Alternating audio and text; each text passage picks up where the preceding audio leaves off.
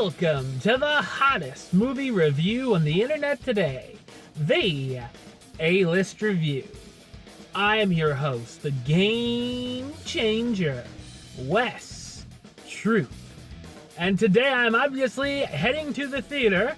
I've heard the horror stories over the weekend, and now it's time to go and face the music, as they say, right? Maybe it won't be as bad as I've heard. We'll see. Ladies and gentlemen, here's my review of the 2016 drama starring Will Smith, Collateral Beauty.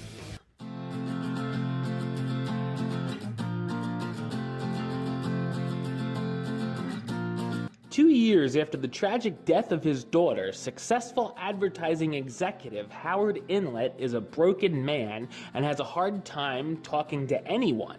His business is about to tank, and his friends and employees are worried they'll be without a job. Howard writes letters to the entities Time, Death, and Love, blaming them for his loss. One day he is visited by Death, followed by Time and Love, claiming they got his letter. Will Howard be able to overcome his grief with the help of these three entities? So what did I think of Collateral Beauty? I thought it's a messy and sappy drama. First off, what I described is what we saw in the trailer and the movie the studio wants you to think that you're going to see. A modern-day Christmas Carol, if you will. Truthfully, the advertising is very misleading, and the true material showcased is much different. This isn't exactly a spoiler because it happens in the first 15 minutes of the film, but here is the actual plot. If you don't want to hear it, then don't listen.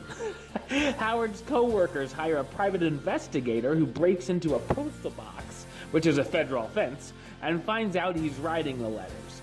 Then Howard's quote-unquote friends decide to hire three actors to portray Death, Time, and Love and interact with him while the investigator films it, and later on will doctor the footage to make it look like he's talking to himself in public, making him look like he's crazy and unfit to make decisions for the company anymore. What great friends. Also, they must be very tech-savvy to be able to doctor that footage. As the movie goes along, we're supposed to feel for these supporting characters who are doing a despicable thing as we find out their stories and realize they're dealing with problems that can coincide with love, death, and time. It's really hard to feel sorry for the characters when they're portrayed as not very likable through most of the film. It's very easy, though, to feel for Howard, as well as the other side characters who have lost their children. If you happen to be grieving, this might not be the best film to see either, as it covers some pretty rough material and can be a downer for any audience member. There are a couple of twists towards the end of the movie, one of which I saw coming before even stepping into the theater, and the other one that is kind of just stupid. I feel there is a message in there somewhere about looking at the positive side of things when something horribly tragic happens. I think this film could have been a fine idea, but just goes into the wrong direction. It also feels like a Hallmark or Lifetime movie that was lucky enough to be blessed with an A-list cast that it tends to waste. There are some commendable performances, including Will Smith as Howard Inlet, the businessman who's basically become a hermit after the loss of his daughter and begins seeing entities he wrote to, Edward Norton as Whit Yardsham, Howard's best friend who's having trouble bonding with his daughter after a divorce, Kate Winslet as Claire Wilson, and Michael Pena as Simon Scott, Howard's other friends dealing with some personal problems, Naomi Harris as Madeline, the leader of the support group Howard begins to attend, Keira Knightley as Love, Jacob Lattimore as Time, and Helen Mirren as Death, the three community theater actors being paid by Howard's friends to act as the entities.